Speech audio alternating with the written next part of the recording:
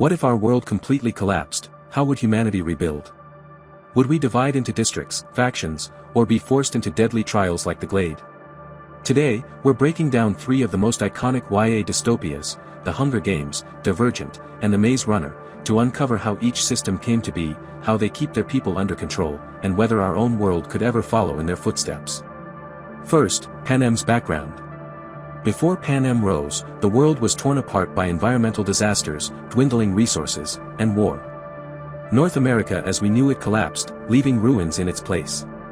Out of that destruction, a new nation formed, Panem, centered around a powerful capital surrounded by 13 districts.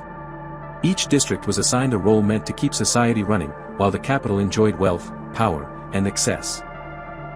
District 1 creates luxury goods for the capital, District 2 specializes in the stonework that builds the capital's cities, District 3 serves as the primary manufacturer for the capital's computers and other electronics, District 4 are the fishers that the capital relies on to bring them their seafood, District 5 harnesses solar, electric, and nuclear energy to power the capital, District 6 supplies all of the capital's hovercrafts, high-speed trains, and cargo trains, District 7 is tasked with supplying the capital with their lumber and paper, District 8 specializes in textiles and makes the uniforms of the capital's peacekeepers, District 9 focuses on grain production providing their corn, oats, and barley to the capital, District 10 handles the livestock, sourcing their meat from their many farms to the capital, District 11 specializing in agriculture, sending their crops to the capital to eat, District 12's primary industry is coal mining, providing raw materials to the capital for industrial production, and District 13 was publicly known as the graphite miners, but the capital secretly had them focusing on nuclear technology and kept secret from the rest of Panem. Why was Panem built? To obtain strict control. After a failed rebellion, known as the Dark Days, District 13 was destroyed, or so people were told. To remind the rest of Panem who held the power, the capital established the Hunger Games, a televised spectacle forcing each district to send 2 children to fight to the death, year after year. Panem functions through fear, propaganda, and deprivation to keep the districts in line. Surveillance is everywhere, soldiers patrol the streets, and punishments for rebellion are public and brutal. The games are the capital's ultimate weapon, not just entertainment, but a psychological tool to pit districts against each other rather than unite them. Let's talk about the factions next. When the factions in Divergent were formed, Chicago became a sealed-off city after devastating wars that nearly destroyed humanity. The survivors believed that human nature itself was the problem, selfishness, violence, and greed had led the world to ruin. To fix it, they built a society that divided people by virtues, with the hope that order and harmony would prevent future collapse. The 5 factions of Divergent are Abnegation, Amity, Candor, Dauntless, and Erudite. Abnegation, the selfless, who are dedicated to selflessness and service. They are responsible for running the government and assisting the less fortunate. Amity, the peaceful, value peace and harmony, and their primary role is to cultivate food and promote the arts and counseling. Candor, the honest, believe in honesty and transparency, and they manage the justice system and legal proceedings. Dauntless, the brave, embrace bravery and courage, serving as the city's protectors and maintaining order. And Erudite, the intelligent, focusing on wisdom, learning, and intelligence, driving scientific and technological progress for the city. Why was the faction system built? The idea was that if people committed to living by one virtue, human flaws could be eliminated. Children chose their faction at 16, a choice that determined their future forever. Abnegation for selflessness, Dauntless for bravery, Erudite for intelligence, Candor for honesty, Amity for peace. The society functions by giving factions an identity, belonging, and purpose. But in reality, it created division, corruption, and suppression. Anyone who didn't fit neatly into one group, the Divergent, was seen as dangerous, because they couldn't be controlled by one mindset. Over time, factions like Erudite began to manipulate the system, using fear and force to seize power. Now let's discuss the Gladers. Unlike Panem and the factions, the Maze Runner begins in a world already destroyed.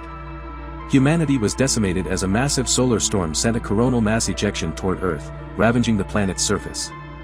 This event led to the formation of the Scorch, a desert-like wasteland, destroyed much of the plant life, and caused massive tsunamis and dangerous storms.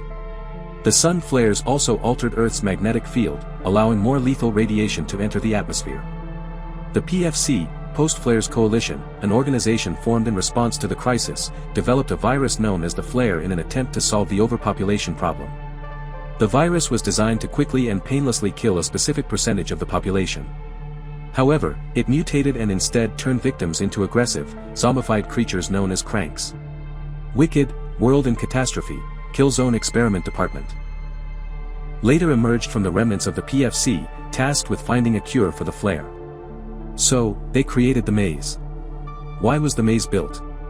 The maze is a giant changing labyrinth where the walls physically shift every night in a repeating monthly pattern. It was designed as a testing ground to observe immune individuals based on how they react to extreme stress and challenges.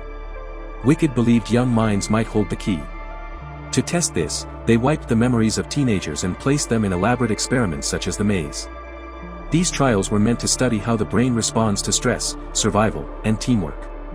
Wicked hoped that by understanding the unique brain activity of these immunes, they could use that knowledge to develop a cure for the flare. How does the maze function? Inside the maze, the Gladers lived under a strict set of rules they created themselves: order, work assignments, and survival. Every month, new supplies, and a new boy, arrived by elevator.